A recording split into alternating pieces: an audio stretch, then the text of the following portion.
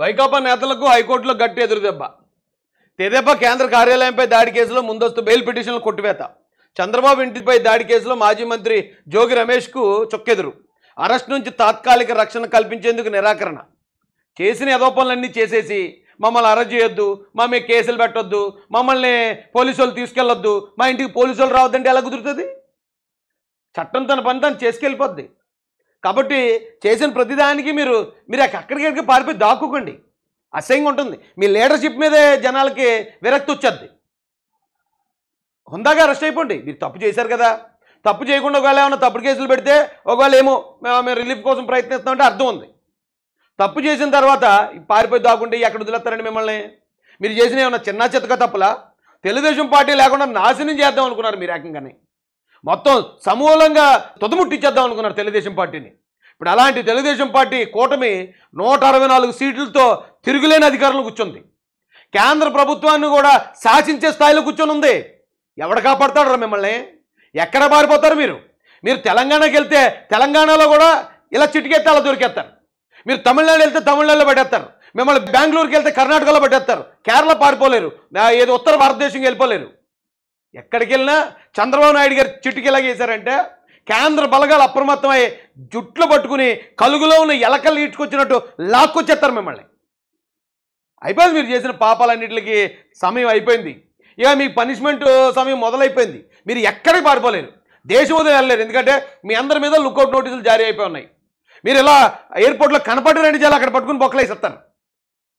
ఇక మీరు పారిపోవాలంటే ఎలా పారిపోవాలంటే సినిమాల్లో చెప్పినట్టు ఒక చిన్న పడవ ఎక్కి, ఆ పడవ నుంచి ఒక షిప్ ఎక్కి, ఆ షిప్ నుంచి ఇంకొకటి ఎక్కి అలా ఎలా పారిపోతారు చూడండి, అలా పారిపోవాలి.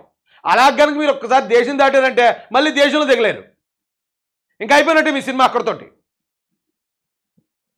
అన్ని విధాలా లాక్ అయిపోయి ఉన్నారా మీరు? మిమ్మల్ని ఎవడో కాపాడలేడు. జగన్ రెడ్డి కూడా మారిపోతాడు. జగన్ రెడ్డి కూడా అఫీషియల్గా వెళ్ళిపోయి ఇంక లండన్ వెళ్ళిపోయి నాకు ఒంట్లో పోలేదు, నాకు హాస్పిటల్లో జాయిన్ అయిపోయి 10 సంవత్సరాలు అడ్మిట్ అవ్వమన్నారని చెప్పినా ఎవడో ఆశ్చర్యపోక్కర్లే. అధికారాన్ని అడ్డుపెట్టుకుని తెదేపా కార్యాలయం పార్టీ అధినేత చంద్రబాబు ఇంటిపై దౌర్జన్య కాట సాగించిన వైకాపా నేతలకు హైకోర్టులో గట్టి ఎదురుదెబ్బ తగిలింది. వారి ముందస్తు బెయిల్ పిటిషన్లను కోర్టు కొట్టేసింది. మరోవైపు అప్పటి ప్రతిపక్ష నేత నారా చంద్రబాబు ఇంటిపై మోకదాడి కేసులో వైకాపా మాజీ మంత్రి జోగి రమేష్, ఆయన అనుచరులు దాఖలు చేసిన ముందస్తు బెయిల్ పిటిషన్ సైతం హైకోర్టు కొట్టేసింది.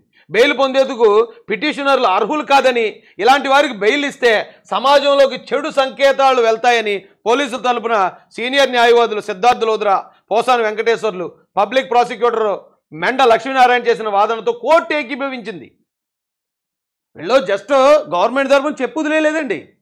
గవర్నమెంట్ చెప్పిన దానికి హైకోర్టు వారు ఏకీభవించారు. ఎస్, క్రిమినల్ లా కొడుకు వీళ్ళు. ఇలాంటి క్రిమినల్ గాళ్ళు కానీ మనం క్షమిస్తే ఇంతకన్నా ఘోరమైన నేరాలకు పాల్పడతారు. వీళ్ళ సంఘ విద్రోహ శక్తులు వీళ్ళు. వీళ్ళ వల్ల సమాజానికి చేటు. వీళ్ళకి మాత్రం, ఈ యదవులకు మాత్రం చచ్చిన బెయిల్ ఇవ్వద్దు. ముందస్తు బెయిల్ అనే సమస్య లేదు. అరెస్ట్ చేయండి వాళ్ళని. ఒక జేబు దొంగను అరెస్ట్ చేసినట్టు, ఒక దొంగతనాలు చేసే ఒక డెకాయిడ్ని అరెస్ట్ చేసినట్టు, ఒక మర్డర్లు చేసే హంతకుడిని, నేరస్తుడిని అరెస్ట్ చేసినట్టు ఈ ఎమ్మెల్యేలని, ఎంపీలని, మంత్రులను కూడా అరెస్ట్ చేయండి. వీళ్ళు ఆ నేరస్తుల కన్నా ఘోరమైన నేరస్తులు వీళ్ళు అని హైకోర్టు వారు చెప్పారటండి. అయినా హైకోర్టు చెప్పినా కూడా ఓ 10 రోజులు 15 రోజులు ఆగిన తర్వాత అరెస్ట్ చేద్దరేమో. సర్లే చూద్దాంలే, హైకోర్టు చెప్పింది కదా అరెస్ట్ చేయడానికి ఉంది కదా, సరే చూద్దాంలే అన్నట్టు ఉండిరండి నిజం ఈ గవర్నమెంట్. కానీ ఇదేంటి గవర్నమెంట్ అక్కడేమో జనాలు చచ్చిపోతున్నారని సేవా కార్యక్రమాలు చేస్తుంటే అక్కడికి వెళ్ళి పొల్లాడతారా? అక్కడికి ఆ సుమన్ టీవీని, మరో బొకడా టీవీని పంపించి వాళ్ళతోటి ఆరోపణలు చేస్తారా? ఎవడైనా ఏ ఎదవన్నా సరే చెప్తున్నాను నేను, వెళ్ళి మైక్ పెట్టినప్పుడు నాకు సాయం అందలేదన్నాడా, బాబు నీది ఎక్కడ, నీ అడ్రస్ ఎక్కడ, నీ ఇల్లు ఎక్కడ అని వెంటనే తీసుకుని అంటే పలానా అడ్రస్, పలానా నగర్లో, పలానా డోర్ నెంబర్లో ఈ సాయం అందలేదట అని గవర్నమెంట్కి పాస్ చేయాలి. కానీ గవర్నమెంట్ మీద విమర్శలు చేయకూడదురా బొక్కడా నా ఎల్లారా. గవర్నమెంట్ మీద విమర్శలు చెప్తే ఏమవుద్ది? డిక్కీ బలిసిన కోడి చికెన్ షాప్ మీదకి వెళ్ళి తోడగొడితే ఏమవుద్దో ఇప్పుడు అదే అయ్యింది. వెళ్ళిపోయారా పక్కలకి. ఇప్పుడు లాక్కోలేక పిక్కలకి ఇప్పుడు ఎడుతుంటారు. వరదలు జరుగుతుంటే బురద రాజకీయం చేస్తున్నారు. ఇప్పుడు అరెస్ట్ చేశారు. బురద రాజకీయం చేసింది మీరు వైసీపీ వాళ్ళు. మీరు బురద రాజకీయం చేస్తున్నారు కాబట్టే ఇప్పుడు గవర్నమెంట్ రాజకీయం చేయడం మొదలెట్టింది. తప్పు చేసిన అరెస్ట్ చేయడం మొదలెట్టింది. ఇప్పుడు ఇవి లాక్కోవడానికి సరిపోద్ది. ఇప్పుడు మీరు వెళ్ళి అక్కడ తప్పుడు ప్రచారం చేయడానికో పేటీఎం కార్మికులను పెట్టడానికి ఇంకా ఆలోచించరు. మీలాంటి వాళ్ళకి ఇదే కరెక్టరా బాబు? కోర్టు ఏమన్నదో ఒకసారి చూడండి. రాజకీయ జోక్యం ఉన్నట్లు కనిపిస్తోంది హైకోర్టు. హైకోర్టు అన్నారండి. రాజకీయ జోక్యం ఉన్నట్లుగా అనిపిస్తుంది ఏంటి అని హైకోర్టు జడ్జిలు అన్నారట. తెదేపా కేంద్ర కార్యాలయంపై దాడి కేసులో దర్యాప్తులో చోటు చేసుకున్న తీవ్ర జాప్యం వెనుక రాజకీయ పలుబడి ఉన్నట్లు కనిపిస్తుంది. తీవ్ర జాప్యం ఎప్పుడు జరిగిందంటే 2-3 సంవత్సరాల క్రితం జరిగింది దాడి. అప్పటి నుంచి ఇప్పుడు దాకా కనీసం ఒకరి మీద కేసు లేదు, ఒక అరెస్ట్ లేదు. ఏ అంటే ఎంక్వైరీ చేస్తున్నాం, వాళ్ళు ఎవరో చూడాలి పెట్టాలి అన్నట్టు పోతే జగన్మోహన్ రెడ్డి చేతిలో అధికారం ఉంది కాబట్టి నడిపేశాడు. నడిపేస్తే మరి ఇప్పుడు ఊరుకుంటారండి? నేర ఘటన చోటు చేసుకున్న సమయంలో పిటిషనర్లు పాల్గొన్నారని, పిటిషనర్లు అంటే ఇప్పుడు బెయిల్ కోసం పిటిషన్ వేసిన ఏళ్ళండి బొగడాలు, వారి పాత్ర ఉందని పలువురు సాక్షులు వాంగ్మూలాలు ఇచ్చారు. ఈ నేపథ్యంలో సహనిందితులు ఇచ్చిన వాంగ్మూలం ఆధారంగా పిటిషనర్లను నిందితులుగా చేర్చారని వారి తరపు న్యాయవాదులు చేసిన వాదనతో ఏకీభవించలేం. ఈ కేసు దర్యాప్తులో తీవ్ర జాప్యం చోటు చేసుకోవడానికి గమనిస్తే దర్యాప్తు సంస్థను ప్రభావితం చేసినట్లు కనిపిస్తుంది. సాక్షులను ప్రభావితం చేయకుండా విచారణ సరైన మార్గంలో నడిచేలా చూడాల్సిన అవసరం ఉంది. ఈ నేపథ్యంలో ముందస్తు బెయిళ్లను కొట్టేస్తున్నామని హైకోర్టు పేర్కొంది. ఇంత చేశారంటే దీని వెనకాల రాజకీయం ఉంది. రాజకీయంగానే దర్యాప్తు సంస్థని, అయితే పోలీసులు అయితే సిఐడి వీళ్ళని కూడా ప్రభావితం చేశారు. కాబట్టి వీళ్ళు బయటకు వస్తే సాక్షులను కూడా ప్రభావితం చేస్తారు. కాబట్టి ముందు ఈ బ్రొగడగాళ్ళందరినీ బొక్కలో దోసేసి అప్పుడు ఎంక్వైరీ చేయండి.